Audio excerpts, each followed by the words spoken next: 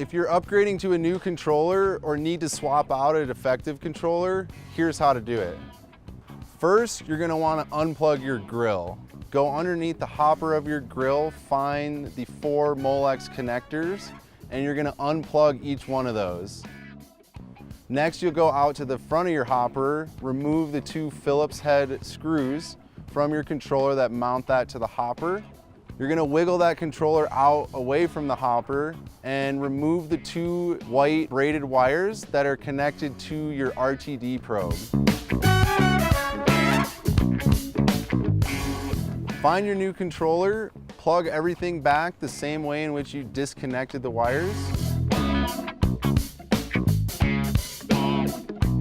One thing you want to make sure is that there are no wires touching the 2 fans inside your hopper, and you should be good to go.